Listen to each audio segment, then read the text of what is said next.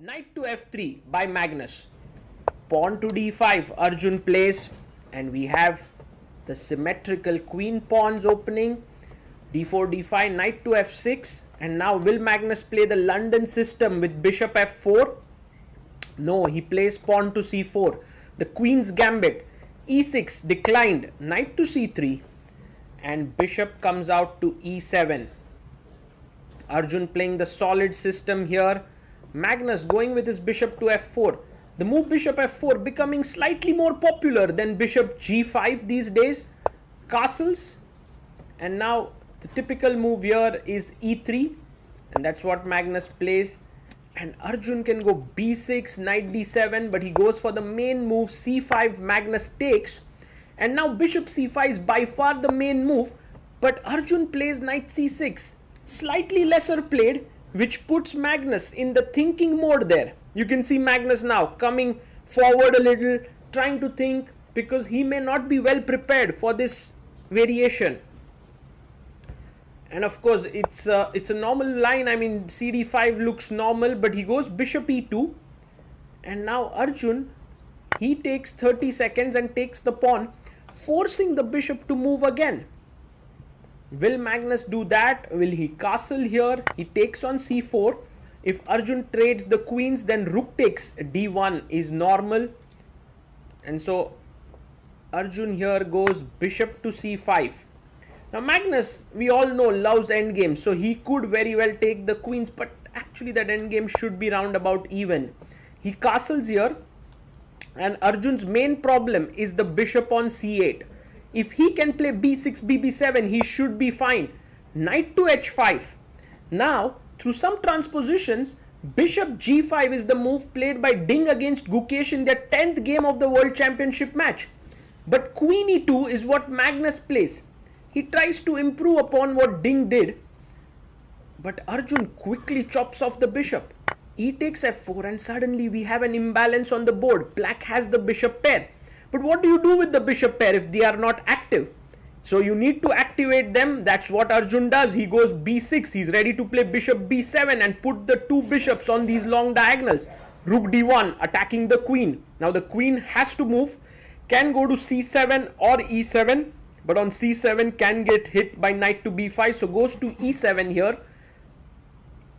And now a3, b4 is one idea. He goes knight e4 and attacks the bishop. I guess there's no way to keep the bishop pair now. So bishop b7 does make sense. And that's what Arjun does. He plays his bishop to b7. And Magnus now can take the bishop on c5. He takes it.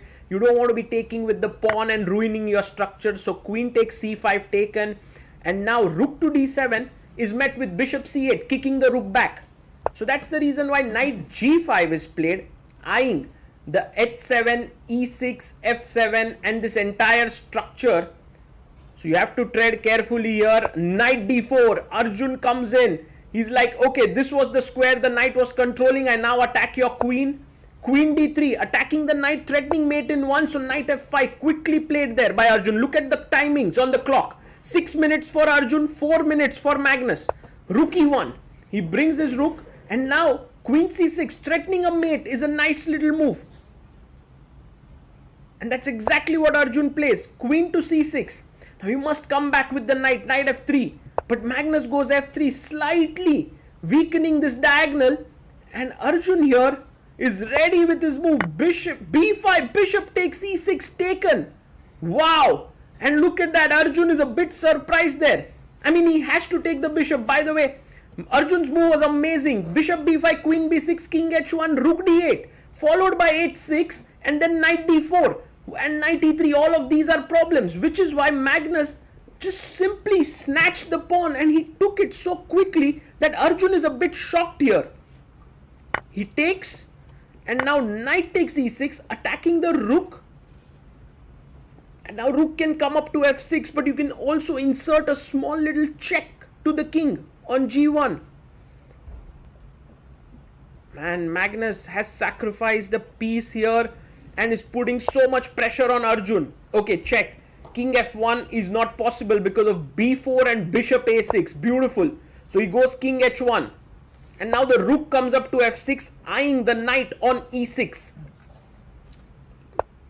Magnus comes back knight g5. He has the two rooks here. He also is threatening queen b3 check. h6. Arjun, unperturbed, plays this move.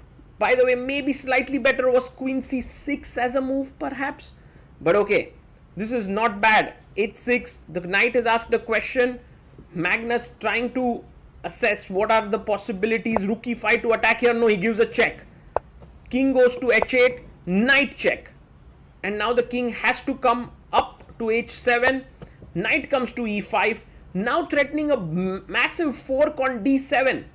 So bishop c6 is the best move. And black keeps an advantage there after bishop c6. But Arjun here, well, he's down to 2 minutes. He takes full minute on the clock and plays rook d8. And now it's equalized because now knight d7 is an excellent move.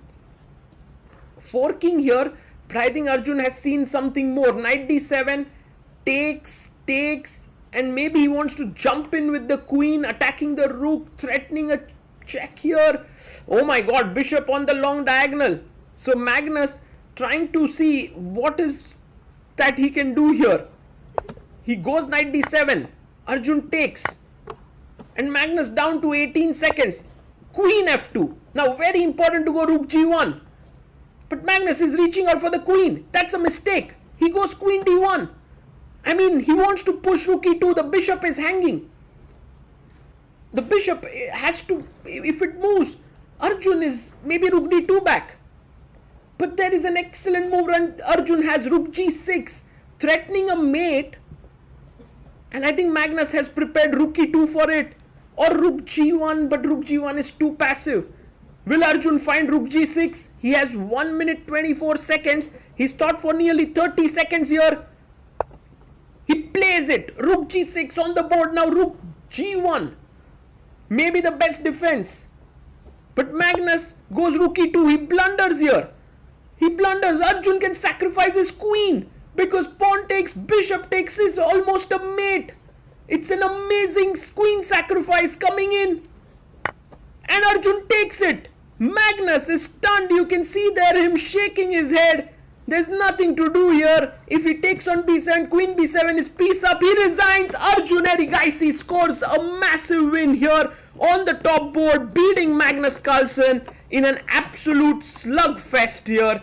What an incredible game by Arjun. That too very tactical, full of calculation. And Arjun beats Magnus once again.